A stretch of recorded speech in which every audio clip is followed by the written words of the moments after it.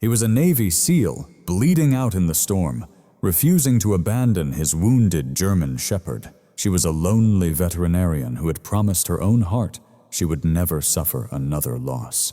But when Julia discovered them huddled behind her clinic, she made a dangerous choice that would irrevocably change everything, as he desperately begged her not to call 911. She had no idea that she was the one person with the courage to save them both.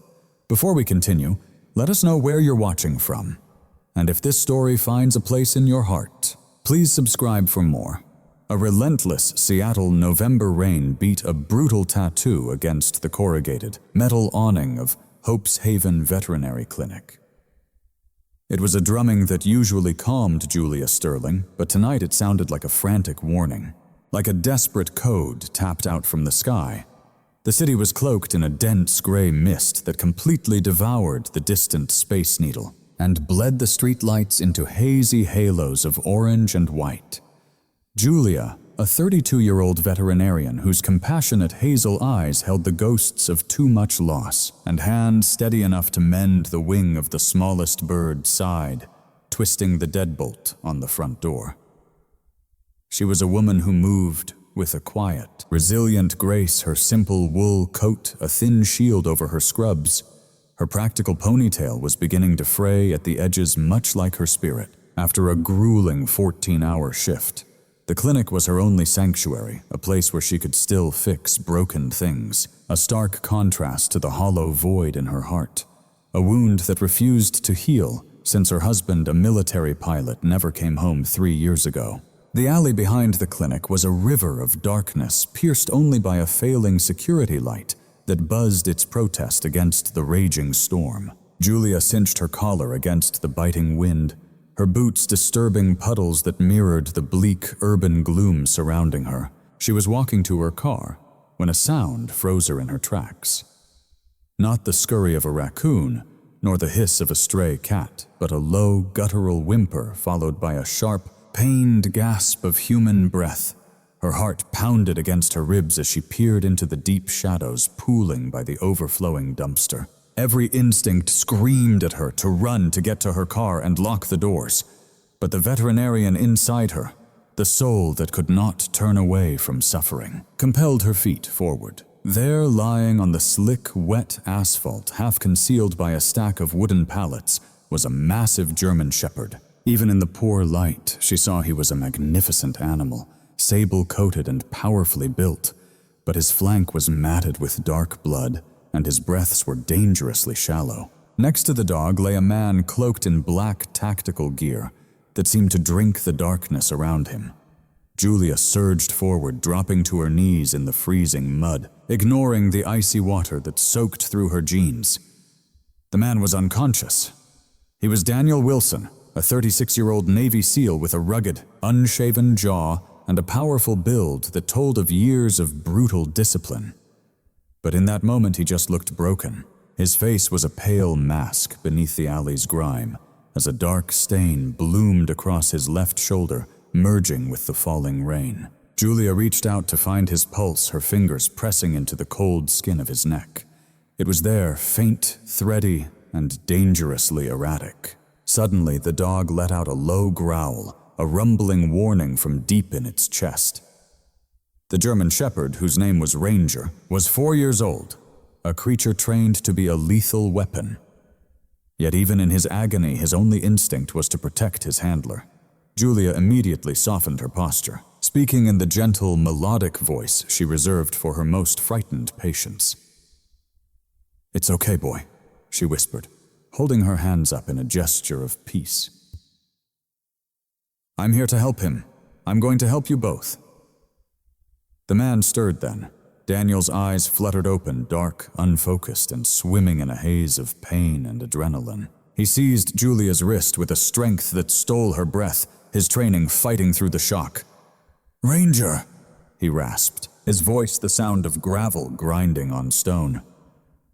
"Check Ranger, first." Julia's gaze shifted from the desperate man to his loyal dog, seeing the unbreakable bond that defied the entire desperate situation. "I will," she promised, her free hand reaching into her pocket for her phone. "I'm calling 911, you're losing too much blood," she said as her phone screen came to life. "Ooh." In the alley, Daniel's hand clamped down, his gaze sharpening with a terrifying edge. "No," he hissed. Fighting to lift his head, he choked out, "No cops, no hospitals, national security." The phrase hung in the damp air, heavy with danger.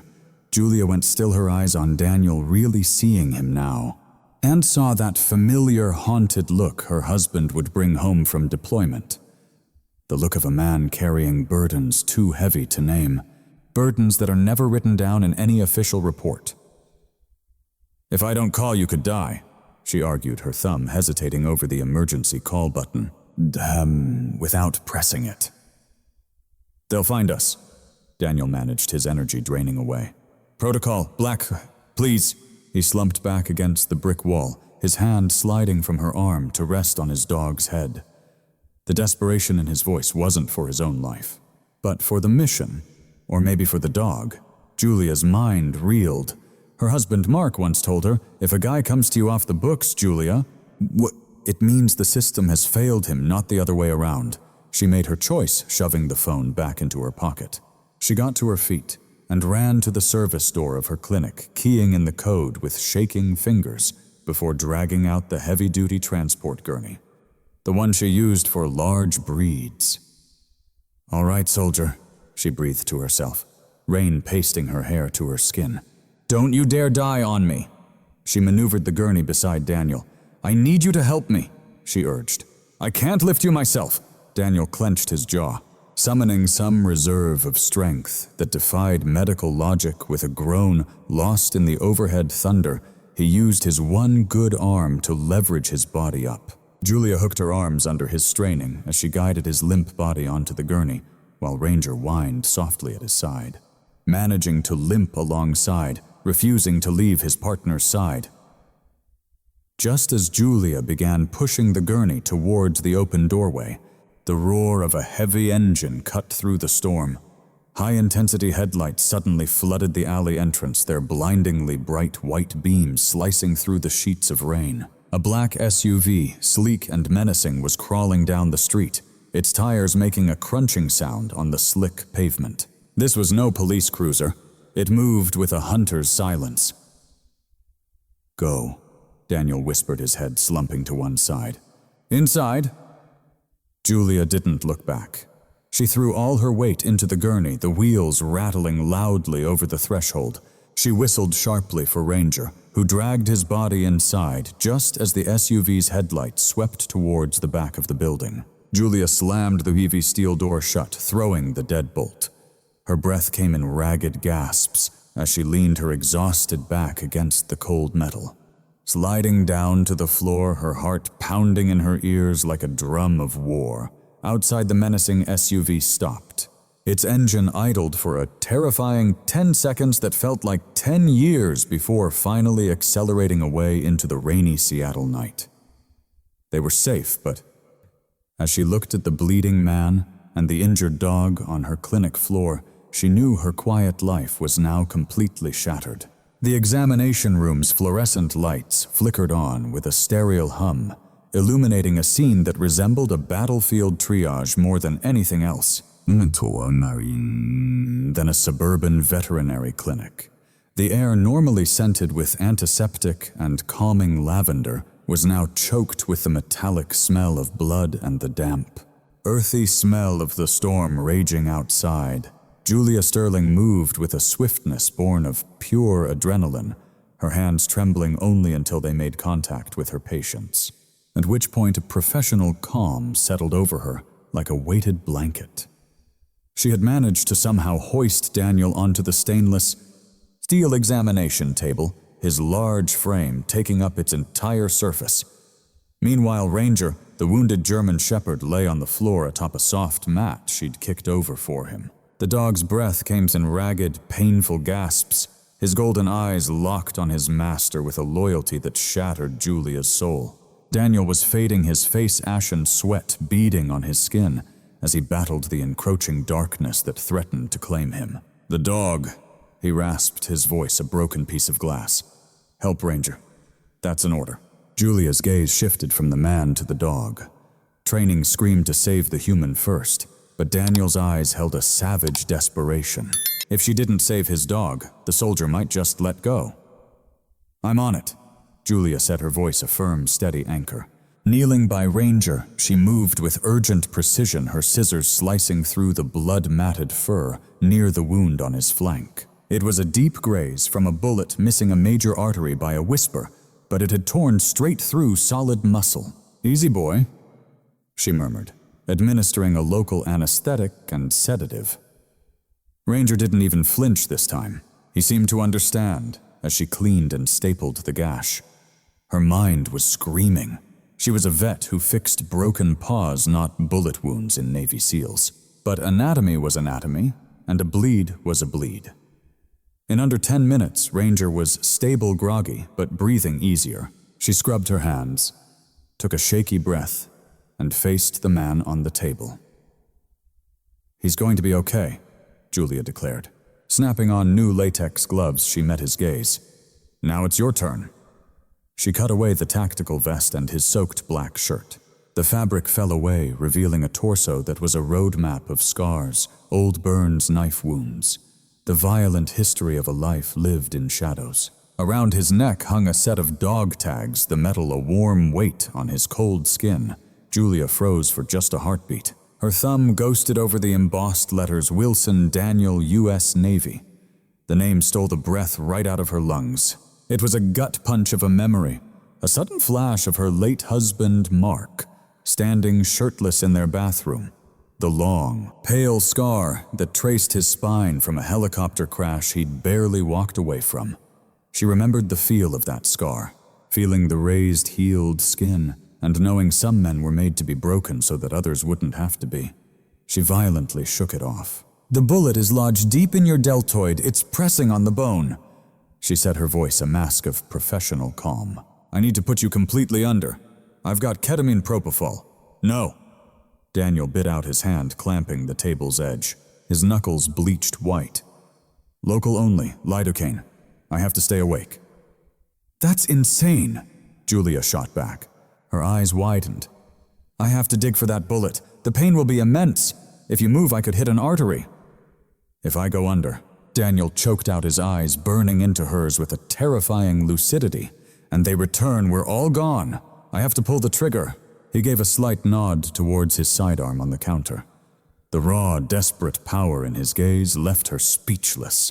She knew that look. It was the same stubborn, protective fire Mark always had. Arguing now would just waste precious time. "Fine," she conceded, snatching a vial of lidocaine. "But you do not move." Understood. What followed was an hour of controlled, brutal precision. Julia pushed the numbing agent deep, knowing it wouldn't dull the trauma's true ache. She took a long pair of hemostats and a retractor from her surgical kit.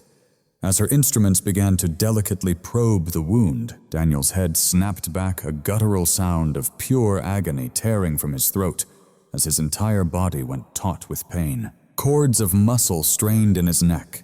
Julia worked with a cold, ruthless focus, her world shrinking down to that small, bloody opening. "On this makeshift, bloody battlefield, talk to me," she commanded, her voice a lifeline to keep him grounded. "Tell me about the dog." Daniel's breaths were sharp, ragged things. "Ranger." He managed to choke out the name, the word, a desperate prayer. "He was my lifeline. Saved my hide 3 times. Best partner I ever had." Julia's forceps found the metal slug. It was a wicked, jagged thing buried deep. "Almost there." "Daniel, just hold on," she urged, applying pressure to free the bullet. And in that instant, his body finally surrendered. The pain exploded, throwing his system into shock. The heart monitor she'd hooked to him screamed a frantic, chaotic rhythm before flatlining into a single, piercing tone. That single, soul-shattering wail. "No, no, no!" Julia screamed, the words ripped from her throat. Her instrument fell from her grasp, the bloody slug clattering into a metal tray. At the same moment, Daniel's eyes rolled back, vacant. His head lolled to the side, completely lifeless. "Daniel!" she yelled, grabbing his jaw, her training taking over as she checked for an airway. Then her hands found the center of his chest. It felt impossibly broad, unnervingly still. Panic, cold and sharp as a shard of ice, rose within her.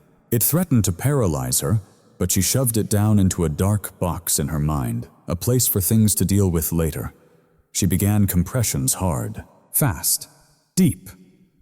"Come on, soldier." She grunted, the words punctuated by the force of her effort. Her hair escaped her ponytail, clinging to her sweat-soaked face. "You don't get to die in a vet clinic, not today." 1, 2, 3, 4. She counted aloud, her voice fracturing with each number.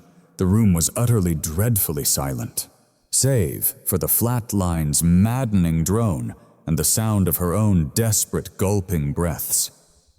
30 compressions. 2 rescue breaths. She pinched his nose, tilted his chin, and breathed her life into his lungs. His chest rose, a hollow victory, no resistance, no life. "Come on," she screamed, resuming the brutal rhythm of compressions. Tears blinded her. Tears for this soldier, for Mark, for the sheer unfairness of it all. Suddenly a stirring from the floor. It was Ranger, battling through the fog of sedation, pulling his body across the tiles with immense effort. The dog unleashed a sharp, piercing bark, not a plea, but a command to his fallen soldier. He struggled up, rearing onto his hind legs. He placed his front paws on the table and licked Daniel's lifeless hand, whining a sound of such pure, raw grief, as if to call him back from some great, silent distance. In response, Daniel's body convulsed. A massive, ragged breath tore into his lungs, his back arching violently off the table. The monitor chirped once, then twice. Before settling into a rapid, faint, but blessedly steady rhythm. Julia sagged back against the counter, her legs giving out as she slid to the floor. She buried her face in her hands, her whole body shaking so hard her teeth chattered. On the table above Daniel's head turned ever so slowly. His eyes were half open, glazed with pain, but they were seeing again. His hand twitched, his fingers searching, until they brushed against the coarse fur of the German shepherd's muzzle. Ranger laid his head on the table beside his master's shoulder, closing his eyes as the storm outside continued to rage. It hammered against the roof, but inside the silence was profound, heavy, with the sheer weight of survival. Julia looked up, wiping a mixture of blood and tears from her cheek.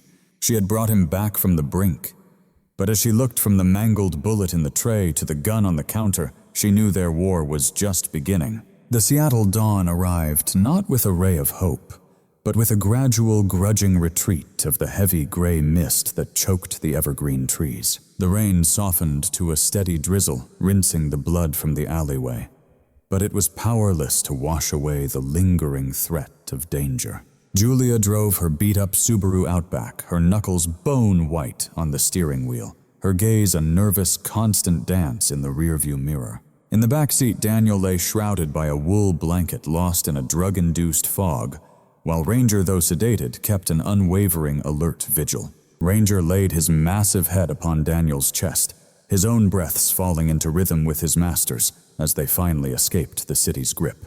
They were heading east towards the embrace of the Cascade foothills, to a small farmhouse Julia's grandfather had raised from the earth decades before. A true place of refuge, a sanctuary. It was hidden, tucked away down a 3-mile gravel road that twisted through a dense cathedral of cedar and fir, finally spilling out at the edge of a small, isolated lake. A surface like black, white glass beneath the morning sky. They arrived just as the sun finally tore through the clouds, casting weak, watery beams upon the farmhouse's rain-slicked roof. The structure, all weathered wood and stone, stood stoically against a backdrop of towering pines. It took every last ounce of Julia's strength to ease Daniel from the car. He was conscious, but every movement was rigid and guarded his face, a tight mask of pure effort, fighting back the agony that pulsed from his shoulder. Ranger, though limping, was resolute. He refused any help hopping from the car and immediately sweeping the perimeter, his soldier's instincts taking over. His nose twitched, taking in the sense of pine-damp earth and safety.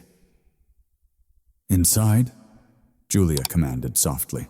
She gently guided Daniel up the groaning porch steps into a house that smelled of old wood smoke and lemon polish, a scent that hurled Julia back to a simpler time, a life before hospitals, funerals, and bullet wounds.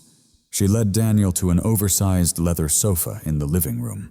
After propping him up with pillows, he sank into the deep cushions, his dark, haunted eyes already scanning the room. He was mapping the exits, the windows, the entire layout, a battlefield reflex he could never shut off. While Daniel rested, his body waged its own war against the trauma. Julia retreated to the kitchen, desperate to ground herself to perform some simple, normal act in the middle of this chaos. In the pantry, she found a can of chicken broth, some carrots, and noodles. Soon the warm aroma of chicken soup began to fill the air. It was savory and undeniably American, a scent that began to chase away the lingering smell of antiseptic and fear. It was the kind of food her own mother used to make, a universal language of care. She ladled a steaming bowl and carried it into the living room. Daniel was awake, his hand resting absently on Ranger's powerful neck. The dog lay on the rug, a silent guardian, but as Julia approached, he didn't growl.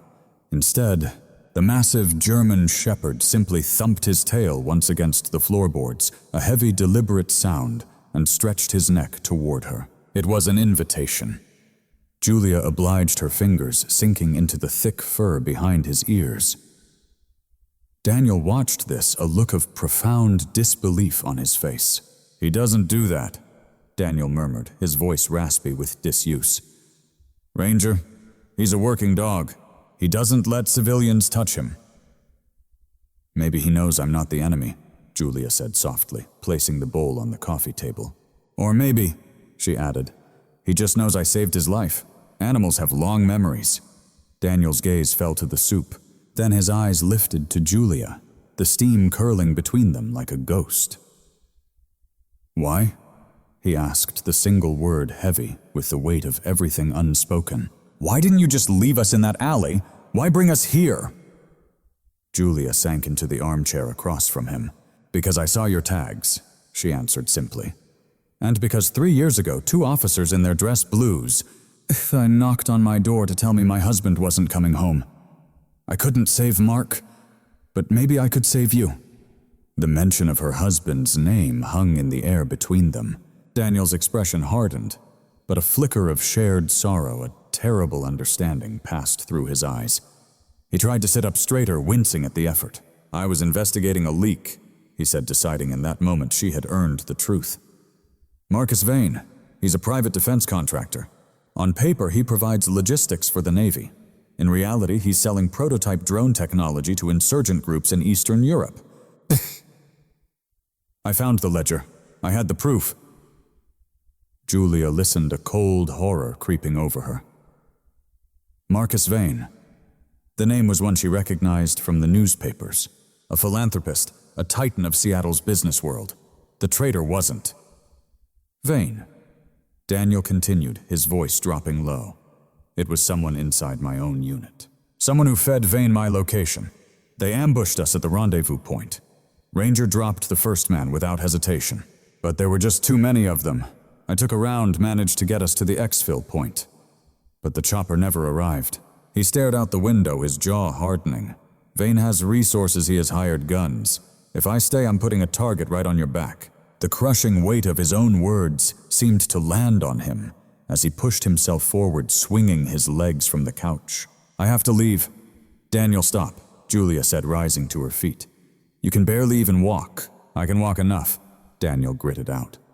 He grabbed the coffee table's edge, hauling himself up, but the movement was too violent. The stitches in his shoulder tore a fresh crimson flower blooming on the white bandage as his knees buckled beneath him. And he would have crashed to the floor if Julia hadn't rushed in, catching his dead weight.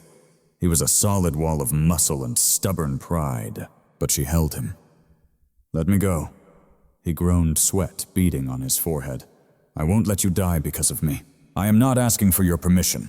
Commander Julia snapped her tone, shifting from gentle veterinarian to the steel-spined woman she once was, the military wife she had been.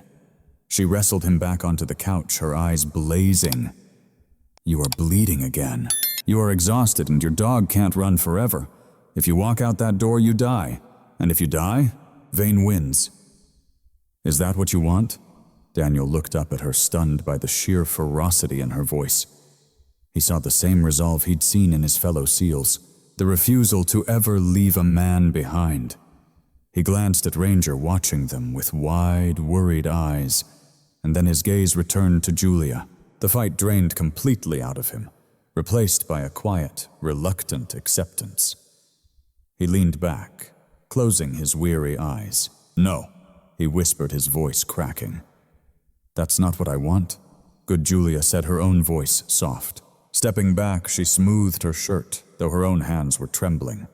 "Then eat your soup. We're safe in this place for now. Nobody knows about this cabin but me."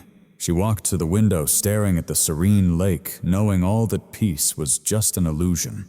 But it was an illusion they desperately needed, even if it only lasted for a few more hours. 3 days of tense quiet had fallen over the farmhouse, a delicate peace that felt less like safety and more like the held breath right before a cold plunge. The storm had finally broken, leaving a sky of piercing, washed-out blue and air so crisp and clean it stung the lungs. Inside the cabin, the only sounds were the crackle of cedar in the stone hearth and the rhythmic brush of bristles against fur. Daniel sat on the rug before the fire, his injured leg stretched before him, his left arm immobilized in a sling Julia had made. In his right hand, he held a firm, bristled grooming brush, pulling it methodically down Ranger's back. The shepherd, usually a creature of intense alert, was a melted puddle of bliss. His eyes were closed, and he let out a long, groaning sigh with every single stroke. Julia stood in the kitchen doorway, just watching. A mug of hot tea in her hands, she absorbed the jarring dichotomy. This was a man trained to dismantle enemies with lethal efficiency. A man whose body was a roadmap of violence, yet his touch with this animal was so incredibly tender. He brushed Ranger not just to clean him, but to soothe him, murmuring low, indistinct words of praise that seemed to vibrate through the quiet room. It reminded her painfully of Mark. Not the Mark who went to war, but the Mark who had come home that first time, before the shadows finally claimed him for good. Sitting on this very floor, tending to their old golden retriever, Daniel looked up, sensing her presence before a sound was made. The guard slammed back into his eyes, like a shutter dropping over a window.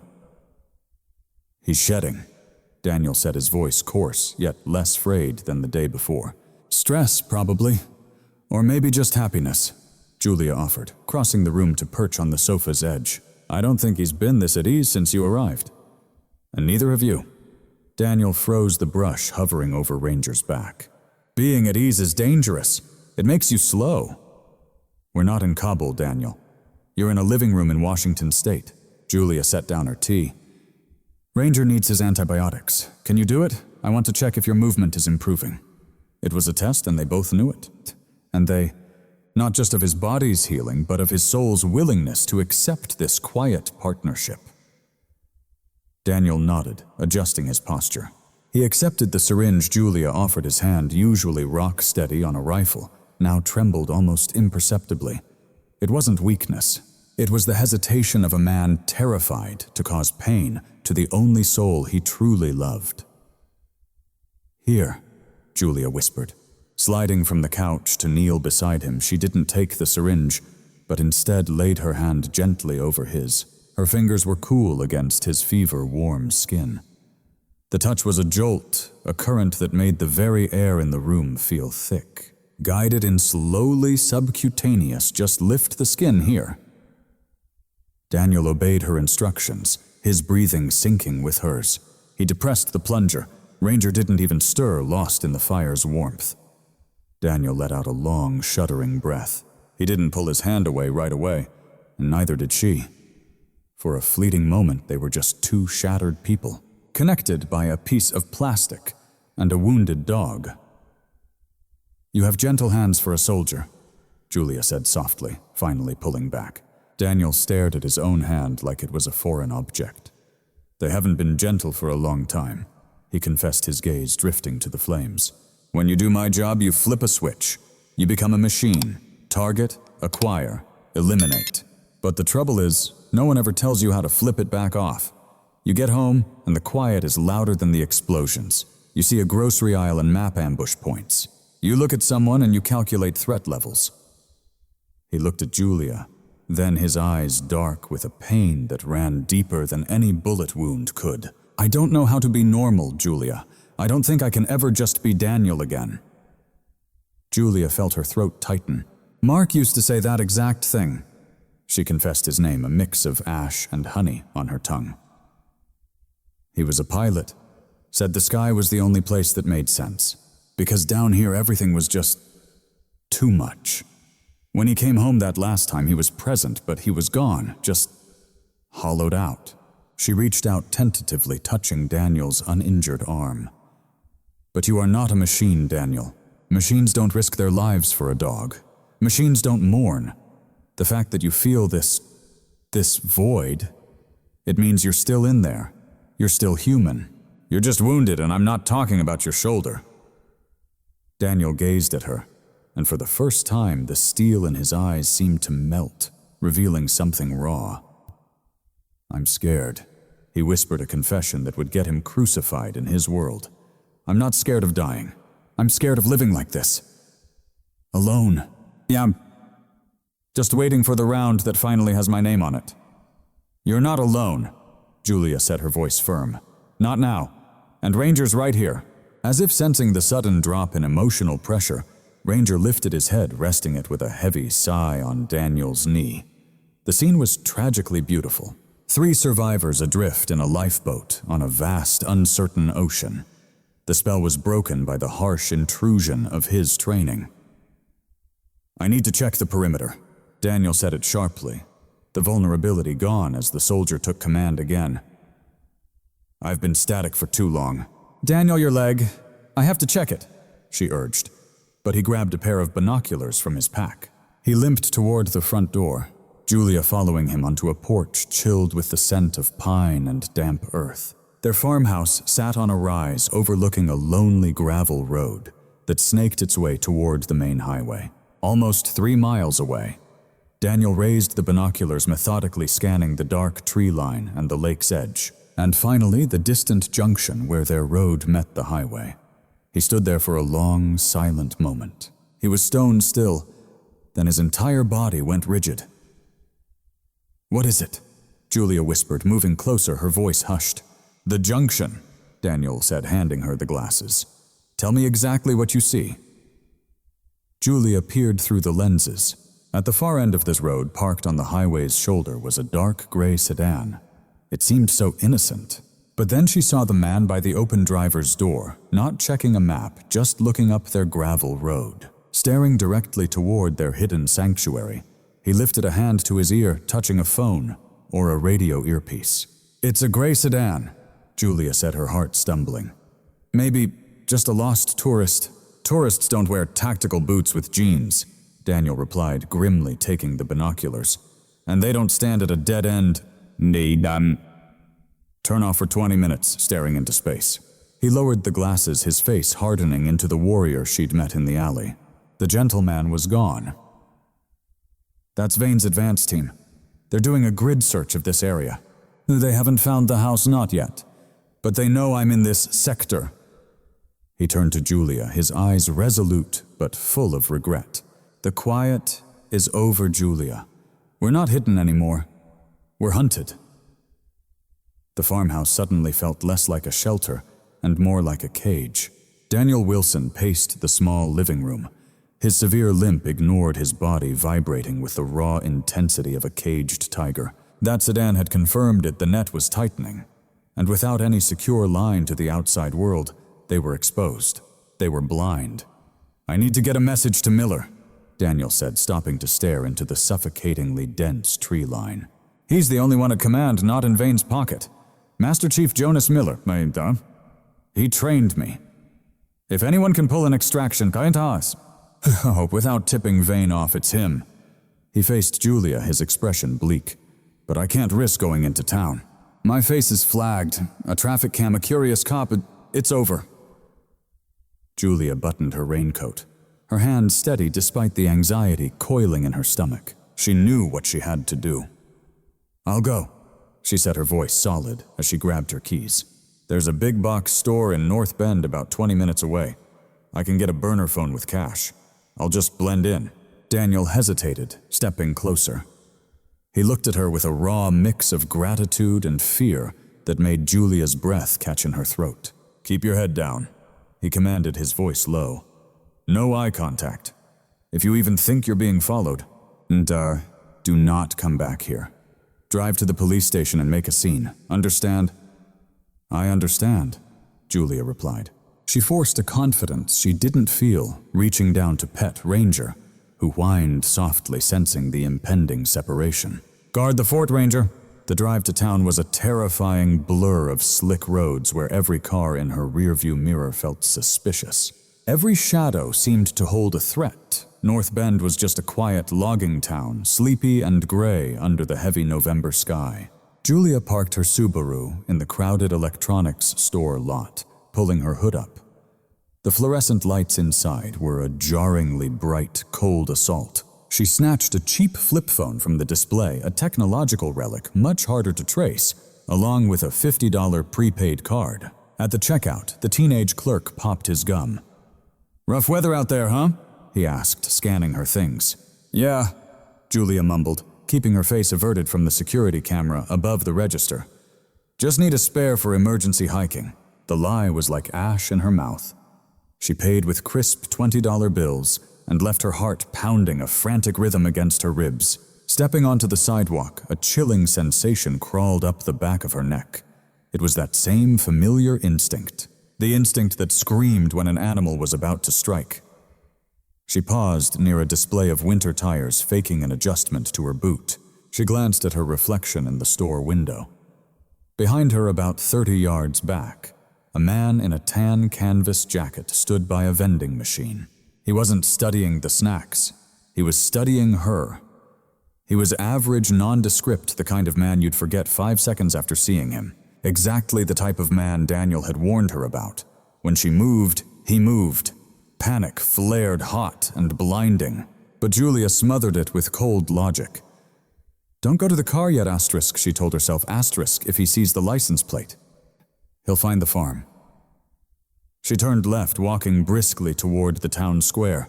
The man matched her pace. She had to lose him. She couldn't outrun him, she had to outthink him. Up ahead, the brick facade of the North Bend Public Library loomed. It was a building she'd visited 100 times as a girl. She knew the rear exit led to an alley behind the post office. Julia ducked inside the heavy doors, muffling the street sounds. The library was a sudden hush of carpet and old paper. She didn't pause to browse, moving with purpose past the main desk and weaving through the towering stacks of fiction. She heard the heavy front door creak open behind her. She didn't look back. Slipping into the children's section, cutting through a narrow aisle of picture books, she pushed through the emergency exit alarmed only after dark and burst into the wet alley, sprinting hard around the block. She circled back to her car from the opposite direction. Her pursuer was gone. She got in, locked the doors, and drove. She took 3 random turns before getting on the highway, making damn sure she was clean before heading back to the farmhouse. Daniel met her at the door, knife in his good hand, Ranger close at his heel. He saw her pale face, the trembling of her hands. As she handed him the plastic bag, he asked, "Did you have trouble?" His eyes constantly scanning the road behind her car. "Someone followed me," Julia admitted, leaning on the doorframe as adrenaline gave way to crushing exhaustion. "Tan jacket, average build. I lost him at the library." Daniel's jaw tightened. He was clearly impressed. "Good work. You're learning." He wasted no time immediately tearing open the phone's packaging. He slotted the battery and SIM card in, then dialed a number from memory, putting the phone on speaker on the wooden table. The line rang 4 times before a gruff voice answered, "Yeah?" "It's Echo 4, Daniel said using his old call sign. A heavy silence hung on the other end. Echo. The voice crackled, sounding older, weathered from decades of shouting over helicopter rotors. This was Master Chief Jonas Miller, a man Daniel once described as having a heart of gold wrapped in concertina wire. Jesus, kid, we thought you were gone for good. The official report says you went rogue. That report is a lie written by Vane. Daniel's voice was a desperate rush. I have the ledger. Chief, the proof of the drone sales, but my team... They're all gone. It was an ambush. Miller let loose a string of curses Daniel tuned out. Where are you? Miller demanded. Safe house. There are civilians. I need extraction, Chief, and it has to be quiet. If Vane knows I'm alive... He'll level the place. Listen to me. Miller's voice dropped to a grave whisper. Vane has eyes everywhere, even inside command. He has half the brass on his payroll.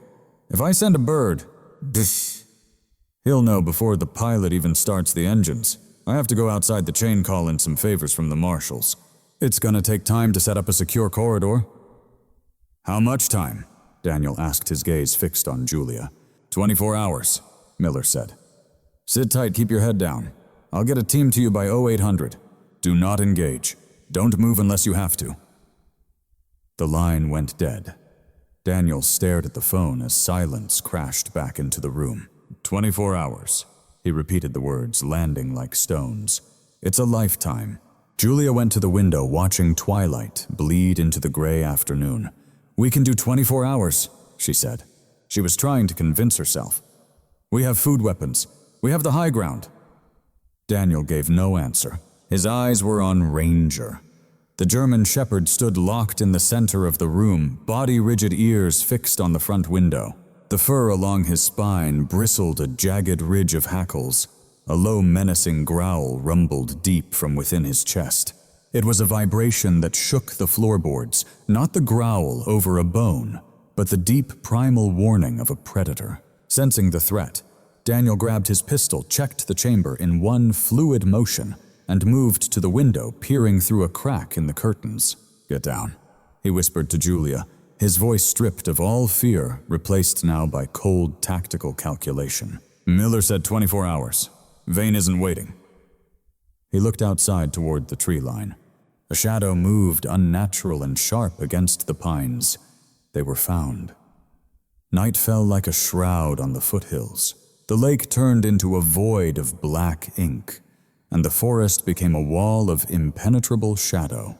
Inside the farmhouse, the tension was so thick, it vibrated sharper than old wood smoke. Daniel moved through the rooms with calculated efficiency, belying his injury as he killed the lights, plunging the house into the faint silvery glow of moonlight through the curtains. He knew Vane's men were out there watching, waiting for the perfect moment to breach. They wouldn't attack right away. They'd probe-test the perimeter and wait for fatigue. But Daniel Wilson wasn't planning on sleeping. He shoved the heavy oak dining table against the front door, a makeshift barricade. He then moved to the kitchen, securing the back entrance with a heavy stack of firewood. Julia watched hands twisting in her lap, her childhood sanctuary transforming before her very eyes into a fortress. Julia, come here. Daniel's voice was low and steady, cutting through the silence. He stood by the fireplace embers, glowing a dull red. In his hand, he held a sleek, black, semi-automatic pistol, a Sig Sauer P226 pulled from his tactical bag. It looked heavy, lethal. Julia approached Hart, hammering her ribs. She'd treated dogs with gunshot wounds, but never held a weapon made to kill a man. I need you to know how to use this. Daniel offered her the pistol. If they breach, I might be facing more than one. You have to be the last line. Julia hesitated. Then her hand reached out. The metal was cold against her skin, its weight a surprising, terrible burden. Daniel moved in behind her, his chest pressing lightly against her back, as his good hand came up to guide hers.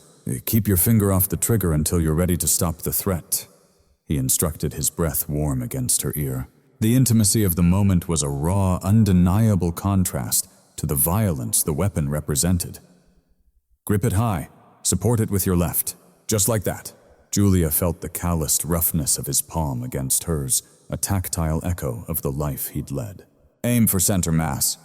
Daniel continued, his voice softening as he felt her tremble.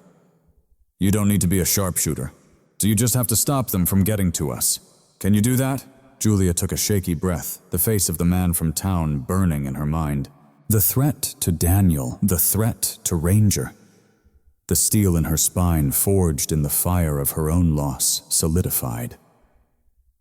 Yes, I can, she whispered, her grip tightening on the cold steel. They settled into the living room as the hours crawled by. The old grandfather clock in the hall marked each passing second with agonizing slowness. Ranger lay between them, his head on his paws, but his ears swiveled like radar tracking every faint sound outside, while the pain etched deeper lines around Daniel's eyes. He refused the painkillers that would only dull his senses. To distract them both, and maybe to comfort herself, Julia spoke into the heavy darkness. "What's the first thing you'll do?" she asked softly. "When this is finally over? When you're free?" Daniel looked at her, then the firelight catching the weary, haunted depths of his eyes. He fell silent for a long moment, his gaze shifting from the dog to the woman who saved them. "There's a spot on Mount Rainier," Daniel said, his voice taking on a distant quality she'd never heard. "Paradise Valley. At sunrise, the light hits the glaciers and turns the whole world pink and gold. It's quiet there. Truly quiet." He shifted his hand, letting it brush against hers on the sofa. "I want to take you there, Julia. Not as a soldier running from a war, not as a patient bleeding on your table, just as a man who wants to watch the sunrise with you." The promise hung in the air, fragile and beautiful. A vision of a future that felt impossible, yet suddenly worth fighting for. Julia turned her hand over, interlacing her fingers with his. "I'd like that," she whispered, her voice thick with emotion. "I would like that very much." Ranger let out a soft sigh, shifting his weight to press his warm body against Julia's leg, a silent vow from the loyal soul who loved them both. The peace was shattered at 2 a.m. It didn't start with an explosion, but with a sudden suffocating absence as the refrigerator went silent. The porch light Daniel had left on to illuminate any approach winked out, plunging the house into absolute, impenetrable blackness. "Power's cut!" Daniel hissed, already on the move. "Get down behind the sofa, now!" Julia scrambled to the floor, clutching the pistol, her heart hammering against her ribs. Ranger was on his feet, a low, rumbling growl vibrating from deep in his chest, a sound like stones grinding together. Then came the sharp, violent report of shattering glass from the kitchen window. The back door was kicked in with a thunderous crash that shook the very floorboards. "Stay here," Daniel ordered, melting into the shadows like a ghost knife in one hand, his own weapon in the other. 3 figures emerged from the hallway, shadows against the pale moonlight. They were professionals in dark tactical gear, moving with a chilling, synchronized precision. They were mercenaries, hired guns without names and no mercy. The lead aggressor, a massive figure, had night vision goggles strapped to his head. He swept his rifle across the room, spotting Julia's slight movement behind the couch as he raised his weapon. "No?" Julia screamed, raising her own pistol, but she was too slow. Before the mercenary could fire, a blur of fur and fangs launched itself from the darkness. Ranger, ignoring the fire in his healing leg, hit the mercenary with the force of a missile, his powerful jaws clamping onto the man's forearm. The bite force crushed through Kevlar and flesh. The mercenary screamed, his rifle firing wildly into the ceiling as he thrashed. Trying to shake off the 80-pound animal, Ranger held fast, snarling, his protective instinct overriding every pain signal in his body. That distraction was all Daniel needed. He surged from the shadows, firing 2 controlled shots. The second mercenary dropped. The third spun to engage Daniel, the room erupting in chaos. Muzzle flashes lit the farmhouse like a strobe light from hell. Ranger was thrown against a wall, but scrambled back up, limping but refusing to back down. He placed himself firmly between the attacker and Julia. In the deafening firefight, the promise of a sunrise on Rainier seemed 1,000,000 miles away. Replaced by the bloody, desperate struggle to survive the night, the farmhouse was no longer a home. It was a trap.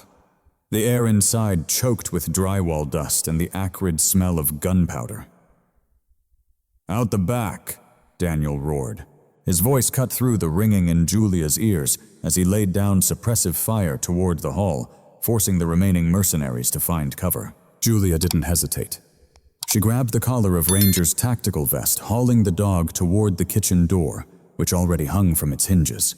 They burst out into the cold night air, the rain instantly soaking them to the bone. The forest loomed ahead, a wall of ancient firs and cedars. Their branches swayed violently in the wind. To anyone else, the dark woods would be a nightmare. For Daniel Wilson, it was the battlefield he knew best. He wasn't retreating. He was changing the environment to one where technology mattered less than raw instinct. They sprinted or moved as fast as Daniel's injured leg and Ranger's limp would allow toward the tree line, the ground slick with mud and pine. "Get to the ridge," Daniel ordered, pointing to a rocky outcrop about 50 yards up the slope. "Stay low, do not stop." He didn't follow her immediately.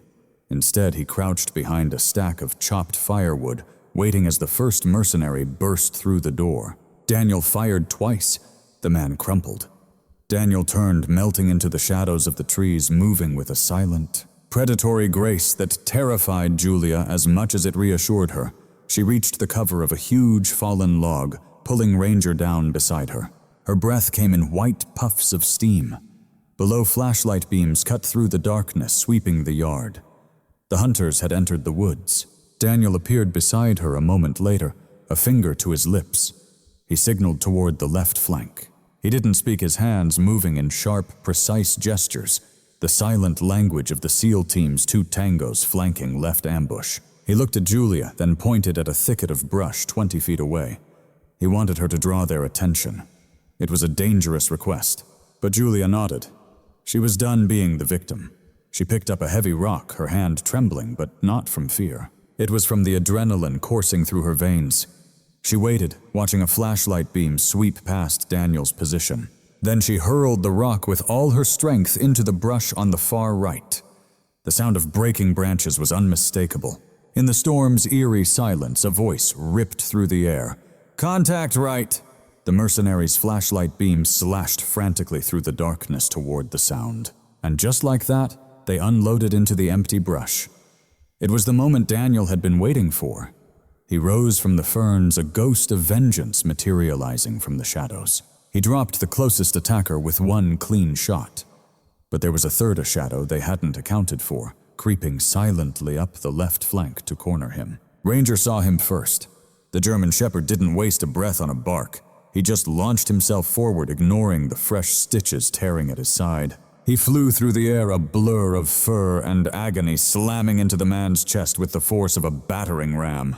The startled mercenary swung his rifle like a desperate club. The heavy polymer stock crashed into Ranger's wounded ribs with a sickening crack. A sharp, piercing yelp erupted from him, a sound that ripped straight through Julia's soul. He collapsed into the mud, his sacrifice buying Daniel the 1 heartbeat he needed. Daniel pivoted, fired, and the third man crumpled to the ground. A heavy, oppressive silence once again fell over the forest. Daniel scrambled to Ranger's side, his hands quickly checking the dog, who was breathing in ragged, painful gasps. A soft whimper escaped him, but he still managed to lick Daniel's hand, struggling to get back on his feet. "Good boy." Daniel choked out his voice, thick with unshed tears. "Stay down," he commanded gently, reloading his weapon while his eyes pierced the darkness. Is that all of them?" Julia asked, her voice trembling. Before Daniel could answer, a harsh floodlight from the house erupted, blinding them. Then, a slow, mocking clap echoed through the trees. Stepping into the beam was a man who didn't belong in this world of mud and blood. Marcus Vane. In his late 50s, standing in a muddy forest wearing an immaculate charcoal wool coat and a soft cashmere scarf. His silver hair was perfectly styled, a stark contrast to the cold, dead eyes of a predator. And he wasn't alone. 2 more heavily armed guards flanked him like statues.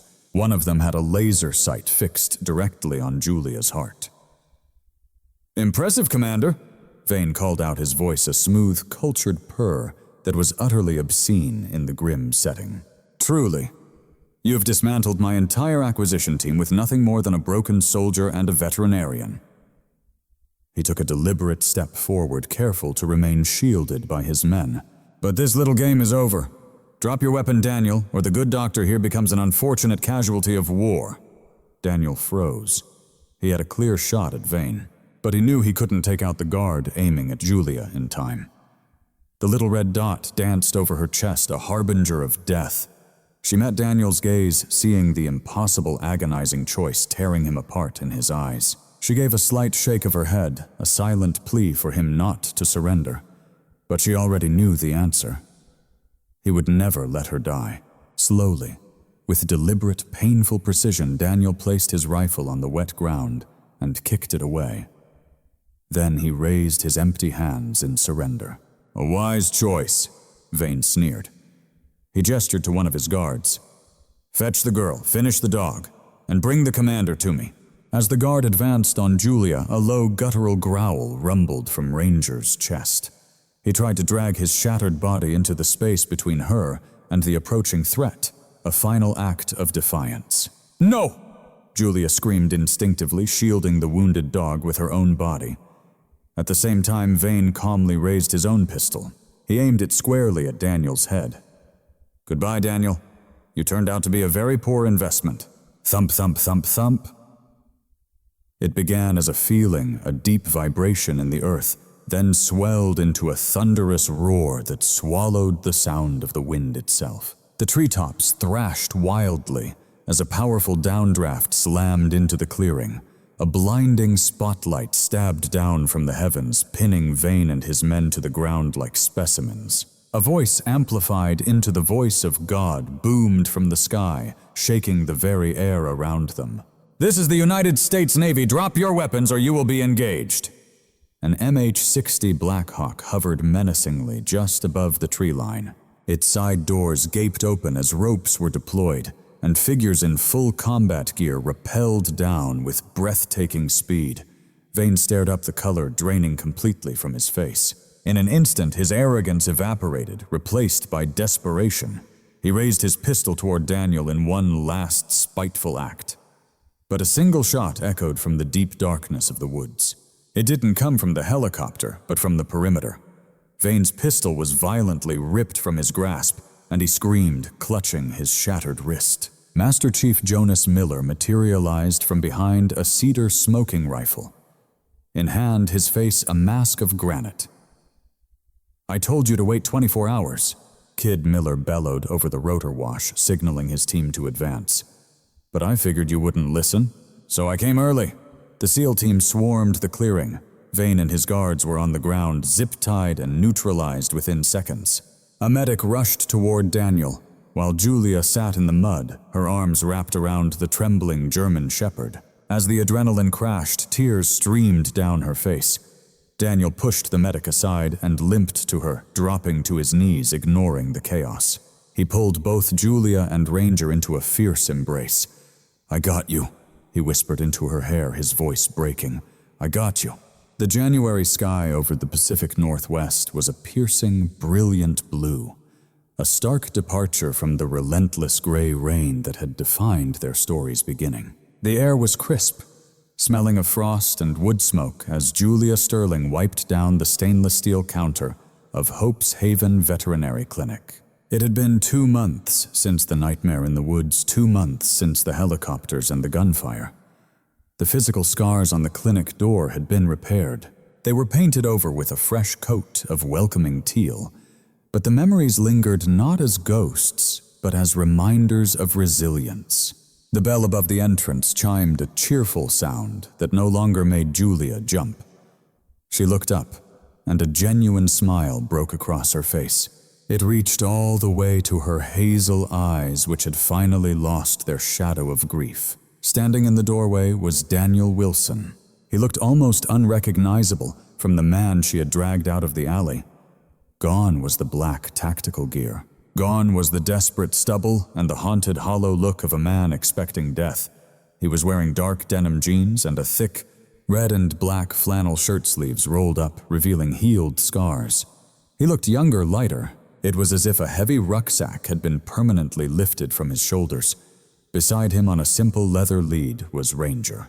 The German Shepherd stood tall. His coat was glossy and brushed to a shine.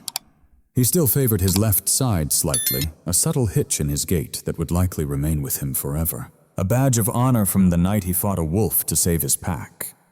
When Ranger saw Julia, his entire back half wiggled with uncontained joy. He let out a soft woo-woo sound that was exclusively reserved for her. "Dr. Sterling," Daniel said. His voice was warm and rich, lacking the gravelly edge of pain. "I believe this patient is overdue for his belly rub." "I think you might be right." Julia laughed, coming around the counter to kneel beside the dog. Ranger buried his head in her shoulder, and she inhaled the scent of pine and clean fur. "Ready to go home?" she asked, looking up at Daniel. "Truck's warmed up," he replied. He extended a hand to help her stand. His grip was firm, his palm rough, but his touch was incredibly gentle. They walked out to his newly purchased pickup truck, a sensible, rugged vehicle that replaced the anonymity of the run-down sedans he used to drive. As they drove from the city, heading east toward the mountains, a soft, classic rock station filled the silence that used to be occupied by tension. "Did you hear from Miller?" Julia asked as the cityscape gave way to towering evergreens. Daniel nodded, his eyes on the road, but his posture was relaxed. "Texted me this morning. The grand jury indicted Marcus Vane on 30 counts of treason. Arms trafficking and conspiracy. He's not getting out Julia. He'll die in a federal supermax." Daniel said it without malice, just as a simple statement of fact. His war was over. And the Navy? "So," she asked gently. Daniel tapped the steering wheel. "The discharge papers came through yesterday. Honorable. They offered me a promotion. They offered a desk job at the Pentagon, another medal. And I told them I had a prior engagement." Daniel's eyes met hers, a faint smirk touching his lips. "I let them know I was done fighting for a country that didn't need me half as much as I needed to find myself. I was a soldier for 18 years, Julia. That mission is finally complete." They pulled into the gravel drive of the farmhouse. It was transformed, the wild, overgrown brush now tamed and cleared. The windows were spotless, and a fresh stack of lumber rested near the porch. This was no longer a hideout. It was a project. It was a home being reborn. Daniel parked and let Ranger out, who immediately trotted off to patrol his territory, no longer for enemies, but for wayward squirrels. "I started working on the railing this morning," Daniel said, gesturing to the porch, where the sharp scent of sawdust lingered in the cool evening air. "The old wood was rotting. You can't build a future on a rotten foundation." He walked up the steps, testing a new beam with his full weight. It held firm.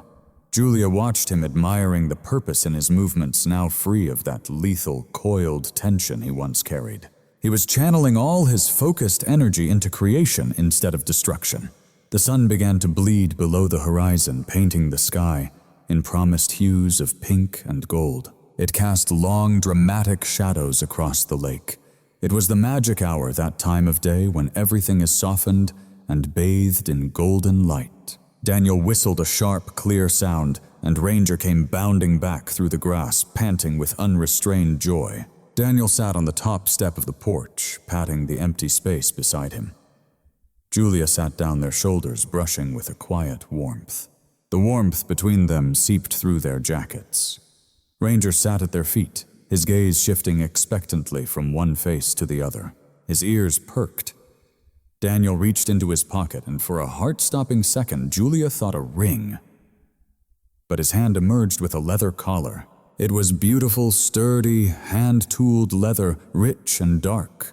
Attached to it was a silver tag that caught the last glinting rays of the sun. "Toots. Come here, buddy," Daniel said softly. He unclipped Ranger's old frayed nylon collar, the tactical one he'd worn in the war, and set it aside. It was a symbolic laying down of the past. He threaded the new collar around the dog's neck, fastening the buckle. Ranger puffed out his chest proudly. Daniel turned the tag so Julia could read it. It didn't just say Ranger. Engraved in the silver were 3 names linked as one: Daniel, Julia Ranger, and beneath them a simple phone number, the landline to the farmhouse. Daniel didn't stand up. He simply shifted from the step down to one knee, his hand resting on Ranger's neck as he looked up at Julia. "I didn't know how to ask you to stay," Daniel admitted, his voice thick with raw emotion. "I'm not good with words. I'm good with logistics, and logistically, this team doesn't work without you." He took a breath, the vulnerability in his eyes shining brighter and with more honor than any medal. "You saved his life, Julia. You saved mine. You pulled us out of the unending rain and gave us a place to finally land. I don't want to run anymore. I don't want to go to the mountains alone. I want this... us. Here." He stroked Ranger's fur, grounding himself. "This tag, it means he belongs to this pack. To us. If you'll have us." Julia looked from his earnest face to the names on the tag. Then she looked at the man who had laid down his weapons to pick up a hammer and build a home. Tears pricked her eyes. Not of sorrow, but of an overwhelming, profound peace. She reached out, cupping Daniel's face, her thumb tracing the faint line of a healed scar on his jaw. "You're not going anywhere, Daniel Wilson," she whispered, her voice full of emotion. "You're already home." Daniel leaned into her touch, a silent surrender. He closed his eyes for a moment before turning his face to kiss her palm. He then stood, pulling her into his arms as they sat back on the bench swing. The very one Daniel had repaired just last week. Ranger, sensing the absolute safety of the moment, lay down with a sigh across their feet. He released a long, peaceful sigh as their eyes closed, and together the 3 of them watched the sun melt behind the shadowed peaks of the Cascades. The quiet lake mirrored the first stars of twilight. There were no screaming sirens, no crack of gunfire, no dark SUVs lurking in the shadows. All that remained was the whisper of wind through the pines, the gentle rhythmic creak of the swing, and the constant steady beat of 3 hearts beating as one. They had weathered the storm and finally found their way into the quiet, unending warmth of the light. If this story resonated deep within your soul, please consider sharing it with someone you love who may need this exact message of hope today. We invite you to subscribe and join our family here, where we share stories that mend the soul. And my deepest prayer for you right now in this moment is that you feel God's comfort surrounding you like a warm embrace, and that the Lord will be your unshakable shelter through any storm, and your solid ground when the world beneath you is shaking. I pray that if you feel alone, God sends a loyal friend to walk your path with you. If you are in pain, may He bring healing to your body and spirit. May He stand guard over your home and family, just as He protected Daniel, Julia, and Ranger. And may you know deep within your heart that you are loved, you are worthy, and that you will never be alone again. If you believe in God's protection and the incredible power of a second chance, please write Amen in the comments to claim this blessing for you and yours. Thank you for sharing this journey.